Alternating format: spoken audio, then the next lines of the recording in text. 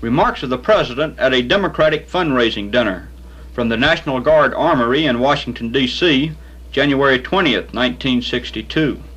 Mr. Rosenblum and Mrs. Freeman, Mr. Bailey and Mr. McCluskey,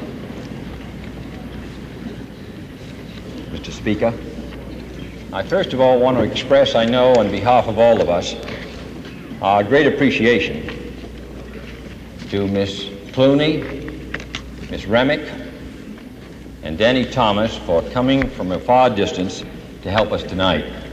I wish we could all just applaud them.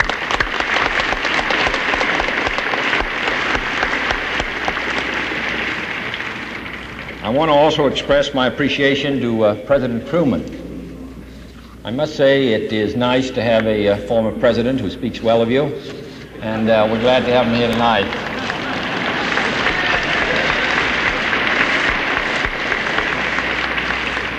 His only request has been, since I've been president, to get his piano up from the cellar, and we've done that. And we're going to run on it. And I also want to express my appreciation and the appreciation of us all to the Vice President for his tribute to Speaker Rayburn. I must say that the merger of Boston and Austin, as he said today, was really the last merger that the Attorney General has allowed, but it's been one of the most successful. And as a loyal and faithful friend, I think that we've worked together better than any president and vice presidential team in history, at least since Roosevelt and Truman.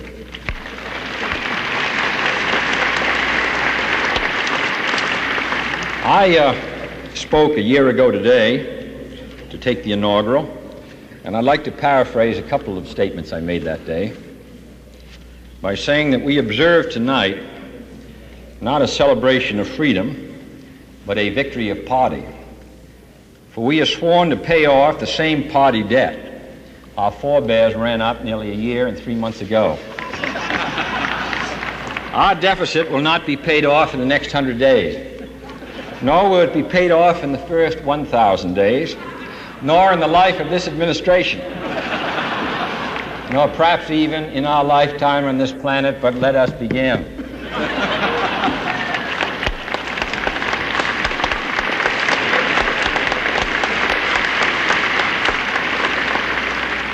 Remembering that generosity is not a sign of weakness, and that ambassadors are always subject to Senate confirmation.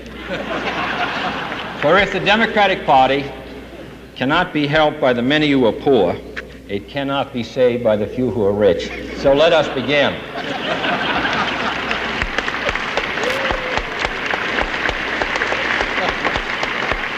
I want to express our thanks to all of you for helping. What we are attempting to do tonight is to lay the groundwork for the congressional campaigns of 1962. And we realize, I think all the members of the House and Senate, that history is not with us, that in this century, only in 1934, during the periods of the great preeminence of the Democratic Party, did the party in power ever win seats, let alone hold its own. But we believe in 1962 that the Democratic Party, both at home and abroad, is best fitted to lead this country. And therefore, we start tonight on the campaigns of 1962.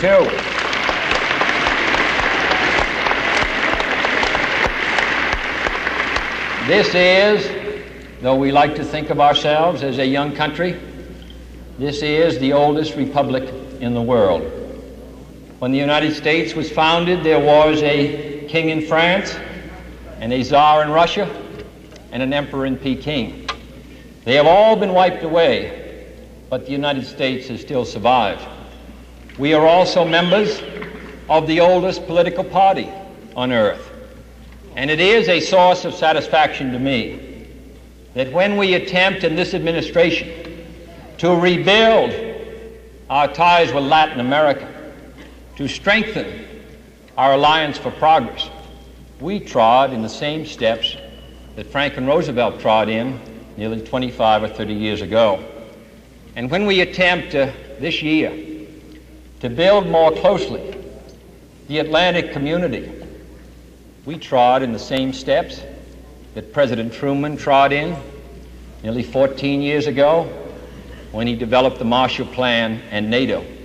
And when we stand with the United Nations against the desires of those who make themselves our adversaries and even our friends, we stand where Woodrow Wilson stood nearly 50 years ago.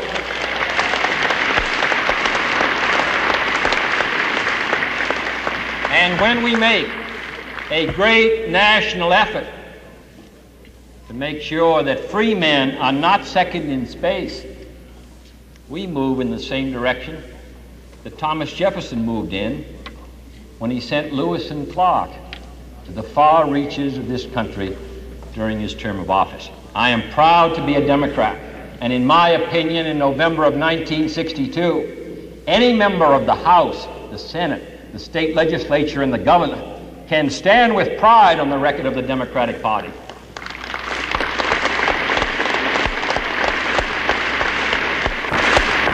To govern is to choose, and the people of the United States, I believe, in this vital year, when we are faced with the greatest hazards that we have faced in our long history, should be faced with a choice. I do not believe there is room in the United States for two parties who believe in lying at anchor. The role of the Democratic Party, the reason it has outlived the federal party, the Whig party, and now holds responsibility in the executive branch and the House and the Senate after this long history, has been because it has believed in moving out, in moving ahead, in starting on new areas and bringing new programs here and abroad. That's the function of our party. We have no other function. And I believe in 1962 the Democratic Party should run as it has run in the past, as a progressive party, ready to defend its record, ready to recognize that in a changing and vital world, that our party must move with it. So we come tonight in the beginning of a long campaign, and we ask your help, because what we start tonight, we believe can be finished in November.